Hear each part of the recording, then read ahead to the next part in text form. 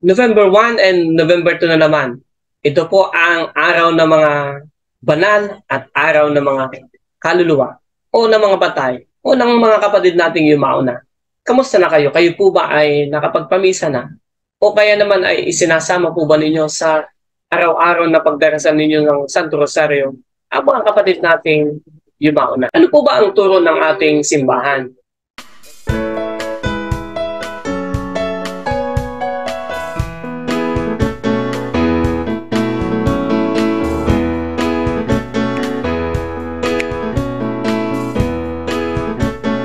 November 1 and November 2 na naman. Ito po ang araw ng mga banal at araw ng mga kaluluwa o ng mga patay o ng mga kapatid nating yumao na. Kamusta na kayo? Kayo po ba ay nakapagpamisa na? O kaya naman ay isinasama po ba ninyo sa araw-araw na pagdarasal ninyo ng Santo Rosario ang mga kapatid nating yumao na? Ano po ba ang turo ng ating simbahan?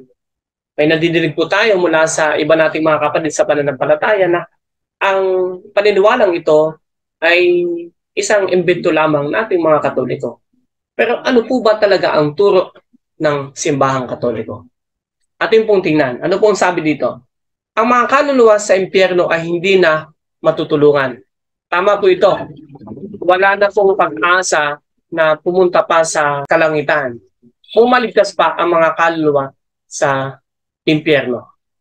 Hindi na po natin ito maililigtas. Ganun din naman, yung mga kaluluwang nasa langit na, baliwala na din po yung ating pananalangin para sa kanila. Ngunit, may mga kaluluwa po na wala pa sa presensya ng ating Panginoon. At may mga kaluluwa na wala pa sa impyerno. Ito po yung mga kaluluwa o mga namatay na nakapag-commit ng tinatawag nating venial sin. Ang venial sin po ay hindi sapat na kasalanan upang ang isang kaluluwa ay diretso sa impyerno. Pero hindi din po sapat kung tayo po ay may kasalanang venial, hindi din po tayo pwede agad tanggapin sa kalangitan. Sapagkat dapat ang mga kaluluwa sa langit ay mga malilinis na.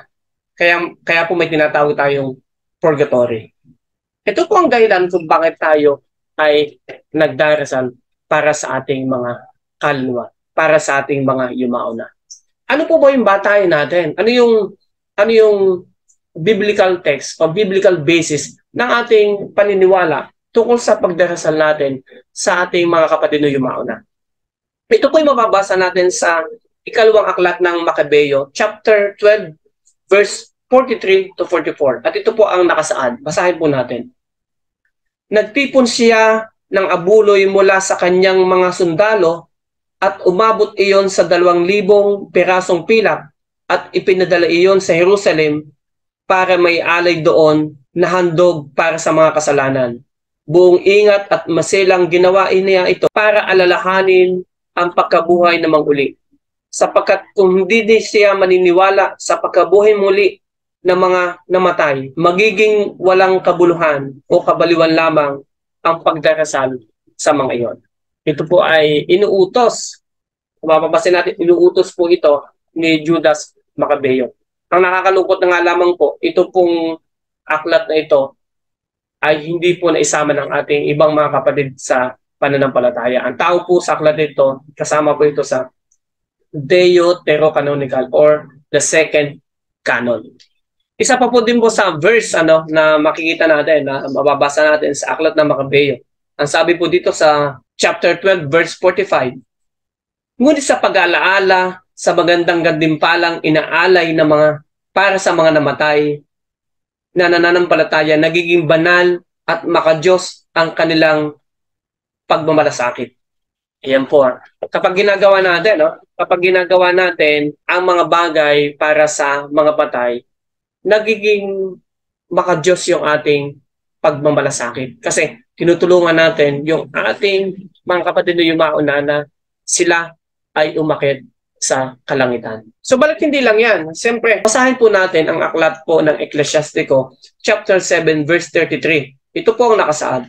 Magandang loob ka sa mga buhay at huwag mong ipagkait ang tulong sa mga patay. Ano po ang pwede natin gawin para po sa ating mga kapatid na yumao na, kundi ang panalangin.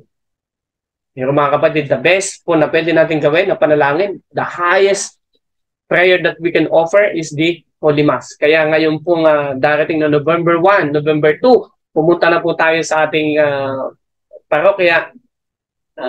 Magpamisa na po tayo. Isulat po natin yung mga pangalan ng mga kaluluwa na yumao na, lalo na yung mga mahal natin sa buhay. Dalawin din po natin ang ating mga kapatid na nandun sa puntod at magtiri po tayo ng kandila. Pagdating po ng hapon, ito po yung mga tradisyon natin na tanggap po ng ating simbahan. Pagdating ng hapon sa ating mga tarangkahan o kaya doon sa ating bahay, magtiri po tayo ng kandila. Isang kandila, bawat isang kaluluwa. Ginagawa po ito mula November 1 to 8. Alam po nyo, yung mga kaluluwa sa purgatory talagang inaakyat sa kalangitan. Hindi ba natin alam kung ano ang nangyari doon sa ating mga kapatid, sa ating mga mahal sa buhay? Siguro, the best thing na ino-offer mo yung panalangin mo para sa iyong tatay, para sa iyong mahal sa buhay. Hindi man natin alam kung nasan sila, matutulungan ito ng ating mga panalangin. Kung hindi man agad sila ang pumunta, kung hindi man agad sila ang makapunta doon sa kalangitan, sa tuwing tayo mananalangin, may kaluluwa tayo na maliligtas. Ano pang teksto sa Biblia na kung saan makikita natin o mababasa natin ang paniniwala natin para sa panalangin o pagtulong natin sa mga yumao na. Ito po ay mula sa aklat ni Himeas, chapter 1, verse 4 to 6. Mula po ito sa King James Version. Ito po, basahin po natin. At nangyari nang marinig ko ang mga salitang ito, at ako'y naupo at umiyak, at nanangis ng ilang araw, at ako'y nag-ayuno at dumalangin sa harap ng Diyos, at nagsabi, aking dinadalangin sa iyo, O Panginoon, Diyos ng langit na dinadakila at nag-iingat ng tipan, at katawan na nagsisilbing sa kaniya, at nag-iingat ng kaniyang mga utos. Pakinggan ngayon ng inyong tainga at idilat ng iyong mga mata upang dinggin ang dalangin ng iyong lingkod na aking idinadalangin sa harap mo sa panahong ito, araw at gabi, dahil sa mga anak ni Israel na iyong lingkod, habang aking ipinapahayag ang mga kasalanan ng mga anak ni Israel. Maging si Himeas, mga kapatid, ipinagdarasal niya ang mga angkan ni Israel. Kasama na po dito yung mga yumao na, yung mga nawala na sa mundong ito. Ipinagdasal ni Himeas ang mga kaluluwa kahit ng mga yumao na. Pero makikita natin dito yung mga angkan ni Israel. Ibig sabihin, kasama dito yung mga nawala na o yumao na at yung mga nabubuhay pa. At ano po yung purpose ng kanyang panalangin? Ang purpose ay para sa mga kasalanan ng mga lahi o angkan ni Israel. Kaya mga kapatid, the best thing that we can do is to pray. Every day may mga dasal po tayo para sa mga kaluluwa. At siyempre, ngayong panahon ng Santo Rosario at everyday naman, sana kasama po natin sa ating panalangin. At sabi ko nga sa inyo, ang pinaka-the best, we need to pray, we need to offer Holy Mass for the soul in the purgatory. Ito po inyong kalakbay Sergio. Magandang gabi at magandang umaga para sa lahat.